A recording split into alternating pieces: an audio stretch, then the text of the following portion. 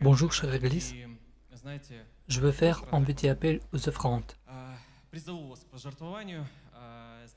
Vous savez, ces derniers jours, j'ai réfléchi sur la chose suivante. Tu es croyant, tu pries, tu demandes à Dieu selon tes besoins, mais parfois le domaine financier n'est toujours pas ce qu'il devait être. Et j'ai compris deux choses. Concernant la première chose, ouvrons ensemble Deutéronome chapitre 28, le verset 1 jusqu'au verset 5. Si tu obéis à la voix de l'Éternel ton Dieu, en observant et en mettant en pratique tous ces commandements que je te prescris aujourd'hui, l'Éternel ton Dieu te donnera la supériorité sur toutes les nations de la terre. Voici toutes les bénédictions qui se répandront sur toi et qui seront ton partage lorsque tu obéiras à la voix de l'Éternel ton Dieu. Tu seras béni dans la ville et tu seras béni dans les champs. Le fruit de tes entrailles, le fruit de ton sol, le fruit de tes troupeaux, les portées de ton gros et de ton menu bétail, toutes ces choses seront bénies.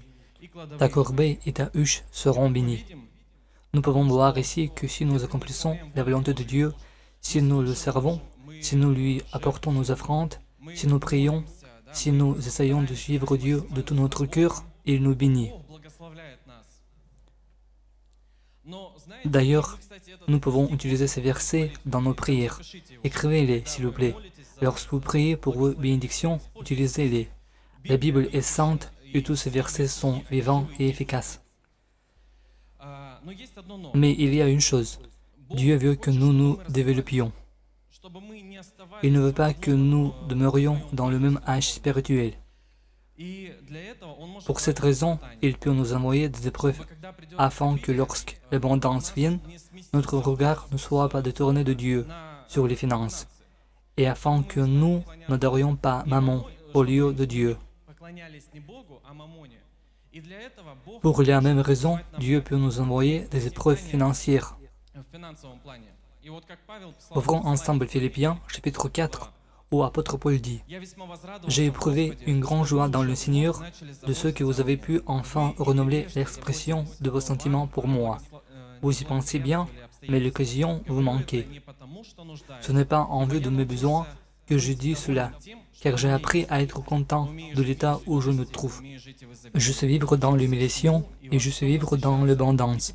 En tout et partout, j'ai appris à être rassasié et à avoir faim, à être dans l'abondance et à être dans la disette. Je puis tout par celui qui me fortifie. » L'apôtre Paul écrit qu'il peut vivre aussi bien dans la disette que dans les richesses. Ainsi, Dieu peut nous envoyer des épreuves pour que, premièrement, nous apprenions à lui faire confiance, à le prier, et Dieu nous soutiendra. Et deuxièmement, il veut que notre lampe brille toujours dans la bonne direction. Lorsque les épreuves financières surviennent, il est très important de ne pas tomber dans la tentation et de commencer à murmurer de la manière suivante. « Seigneur, pourquoi nous as-tu abandonnés ?»